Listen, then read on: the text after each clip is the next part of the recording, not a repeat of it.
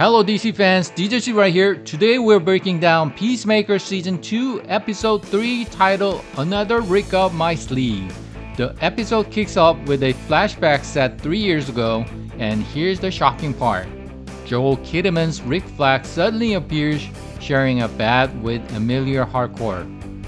Their relationship is shown as more than just best friends, but it's just still unclear whether they're lovers or something in between. What makes this even more confusing is that Rick Flag Jr. is still supposed to be with June Moon, better known as Enchantress. Ooh, don't remind me. You ship out today. You should really be with June. From the first Suicide Squad movie. That means Enchantress is officially canon in the DCU, but honestly, it's getting harder and harder to figure out what counts as canon anymore. At this point, we just have to trust wherever James Gunn decides to take us. I guess this explains why Harcourt was never really nice to Peacemaker back in Season 1, because the Chris was the one who killed her best friend. Now we see Chris in his other dimensional house laying down, and things are just a little off. For example, in this world, the Kardashians don't even exist. Also, why do all my clothes look like the Kardashians' furniture, huh? Who are the Kardashians? Which I actually think is a huge upgrade.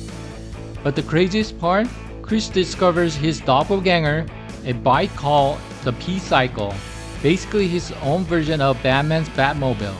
And since Chris has always been jealous of big-name heroes like Batman and Superman, seeing his alternate self rolling around on a P-Cycle is both hilarious and kinda perfect. Even though Chris thinks this new universe might be the best dimension ever, the real version of him living there is far from happy. This Chris is popping pills, his relationship with Emilia Harcourt has already fallen apart, and the whole town gives off a really creepy religious cult vibe. On top of that, there's this massive mural of the top trio painted on the wall, and honestly, it feels super suspicious. Could this be hinting at some kind of cultish group controlling everything behind the scenes? I hope they are not butterflies. Inside A.R.G.U.S building, there's a security guard asking about the test. How did Mr. Grant's test turn out? I honestly have no idea what kind of test that was supposed to be, but it really made me wonder, was it a drug test? The security guard's reaction was pretty telling. After Chris said positive, Very positive. the guard immediately replied with, Oh, that's terrible. Right? when Chris steps into the A.R.G.U.S office, he comes face to face with this dimension's Emilia Harcourt for the very first time, and she's nothing like the Harcourt we know. Instead of her usual tough, all black pants or sweats, this Harcourt is more feminine, wearing a skirt, smiling, and even laughing a lot. It's honestly jarring to see. And then comes the real shocker, Chris also meets the dead Rick Flag Jr.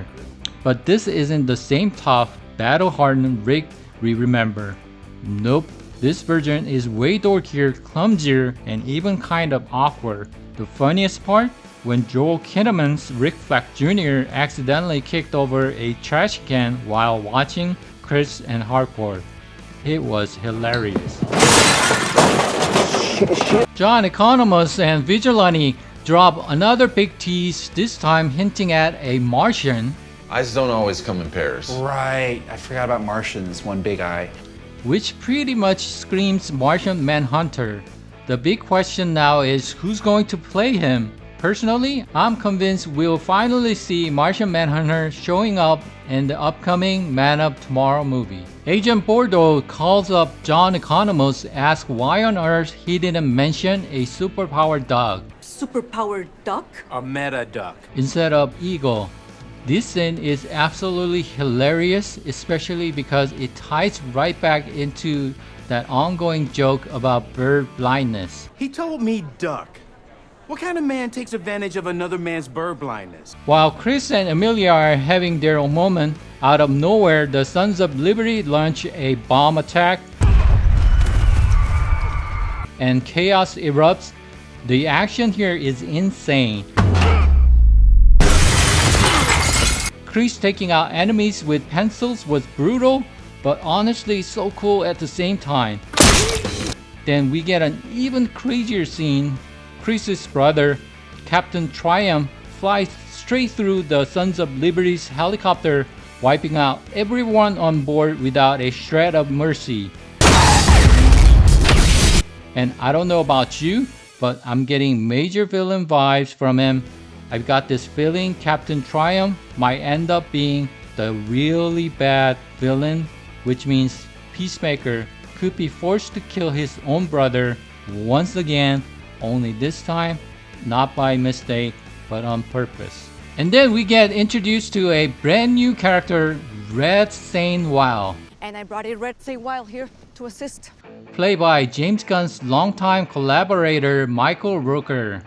He's an eagle hunter, World's foremost eagle hunter. Eagle hunter? which immediately makes me nervous for Eagly's safety.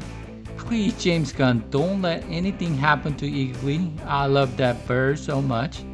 Overall, this episode was a blast and I really enjoyed it. And I seriously can't wait to see what happens next week. I'll be back to break it all down with you guys. See you next time. I have to.